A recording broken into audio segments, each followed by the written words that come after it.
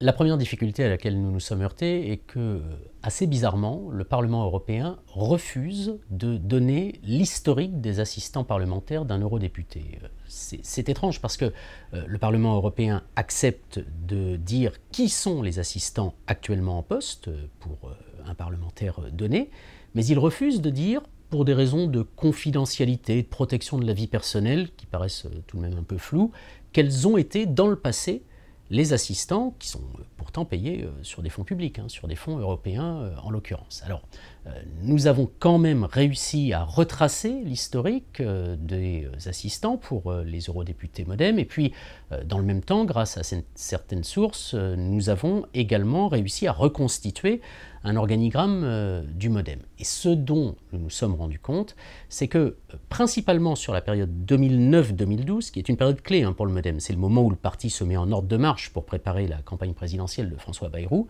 sur cette période-là, principalement, une dizaine de salariés du parti sont parallèlement assistants parlementaires des 5 eurodéputés du parti, à savoir Jean-Luc Benamias, Robert Rochefort, Nathalie Griesbeck et les 2 actuels ministres, Sylvie Goulard et Marielle de Sarnez.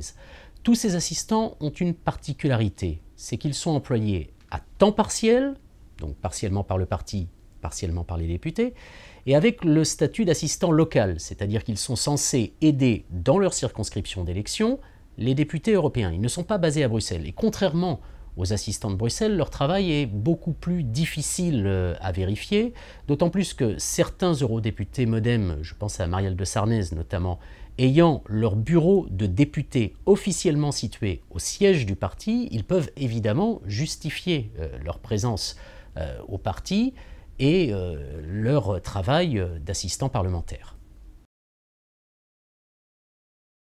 Ce que le MoDem explique, c'est que cet état de fait est parfaitement légal. Il y avait d'un côté des contrats pour le parti, de l'autre côté des contrats pour les eurodéputés, et que les 2 tâches étaient parfaitement cloisonnées. Ceci dit, le témoignage que détient la justice dorénavant vient fragiliser cette ligne de défense, puisque cet ancien assistant parlementaire de Jean-Luc Benamias explique qu'en réalité, il n'a jamais travaillé pour l'eurodéputé. Et puis, il y a d'autres cas, d'autres exemples que nous avons recensés qui nous paraissent à tout le moins étranges, ou en tout cas qui méritent des explications. Il y a par exemple le cas de la standardiste du parti, qui travaillait à mi-temps pour la députée Nathalie Griesbeck. Elle était censée être son assistante locale en circonscription.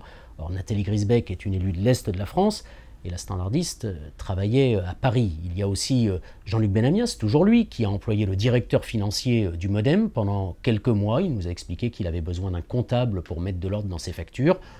Pourquoi pas, mais renseignement pris, personne n'a jamais entendu parler d'un comptable employé comme assistant parlementaire. Et puis, il y a toute cette kyrielle de postes, tout le service communication, des hauts cadres du parti, les 2 plus proches collaboratrices de François Bayrou, autant d'emplois qui semblent être des emplois à plein temps. Eh bien, tous ces gens-là étaient, en théorie, également assistants parlementaires. Il va falloir que le MoDem s'explique précisément sur la répartition des tâches et des salaires de ces personnes.